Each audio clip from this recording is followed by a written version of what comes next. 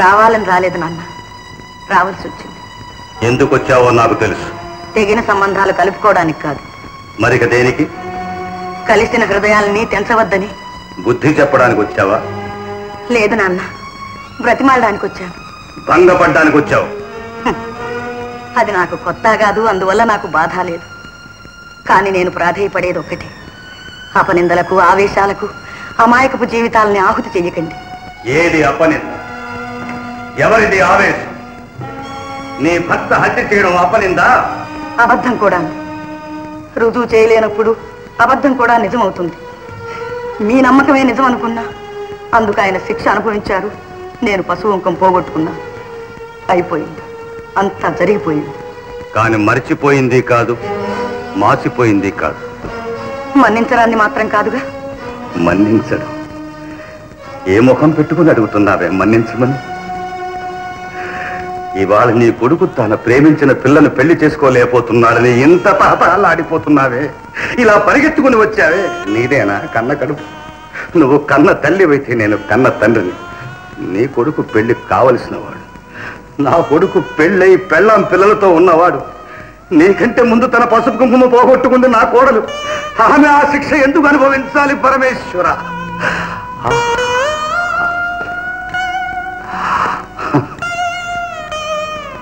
అందరినీ పోగొట్టుకుని గుండెల్లో కుంపటి పెట్టుకుని గుండెల మీద ఆ పసికందుల్ని ఇన్నాళ్ళు మోసుకుంటూనే పడ్డ బాధ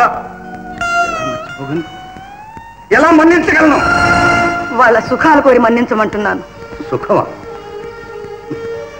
కన్న తండ్రిని హత్య చేసిన వాని కొడుకును కట్టుకొని నా మనవరాలు ఏం సుఖపడుతుంది?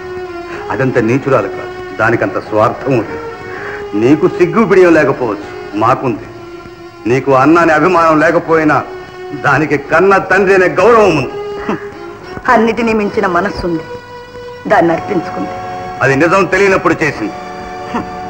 మనస్సుకు తెలిసిన నిజం ఒక్కటి, ప్రేమించడం. తెలియంది ఒక్కటి, తిరిగి తీసుకోవడం. ఆడదాని మనసు నాకు తెలుసు, ప్రేమించడం అంటే ఏమిటో నాకు తెలుసు. తెలుసు, ప్రేమించడం అంటే కళ్ళు మూసుకోవడం, తల్లి తండ్రి అనే బంధాలు లేకపోవడం, నా అనే అభిమానాన్ని చంపుకోవడం, సొంత రక్తం తాగిన భర్తతో కులుకుతూ కాపురం చేయడం. అంతేనా? అంతేనా నీకు తెలిసిన ప్రేమ? అంతేనా నీకు తెలిసిన మనస్సు? నా మనవరాల మీద నేను నీడ కూడా పడినవను. నా బంధులో ప్రాణం ఉండగా దాన్ని నీ కోడలు కానివను. వెళ్ళు, వెళ్ళి కలిసి. నాన్న,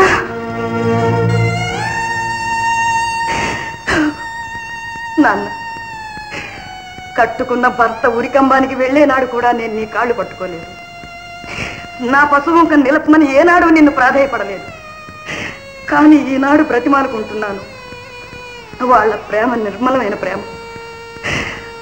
నిజంగాని నిజాన్ని నమ్మి దాన్ని మల్లం చేస్తున్నావు, మనసుల్ని దూరం చేస్తున్నావు. అబద్ధం అని తెలిసిన నాడు వాటిని నువ్వు అతకలేవు నాన్న. చచ్చిపోయిన మనుషులకే కాదు, చంపుకున్న మనసుల్ని కూడా జీవం పోయలేము, జీవితాన్ని ఇవ్వలేము. మనం వెళ్ళిపోతాం, వాళ్ళు ఉంటారు. మనం చేసిన పొరపాటుకి జీవితాంతం కుమిలిపోతూ ఉంటారు. అర్థం చేసుకో నాన్న, కాస్త ఆలోచించు నాన్న. ఒక్కటే ఆలోచిస్తున్నాను, నీ భర్త నా వంశాన్ని సర్వనాశనం చేసిన నాడు కూడా నేను నిన్ను మెడబట్టి బయటకి గింటలేదు. కానీ ఈ రోజు ఆ పని చేయవలసి వస్తుందని ఆలోచిస్తున్నాను. నాన్న, ఇంకొకసారి ఆ మాట అన్నావా? నాన్న, వెళ్ళు.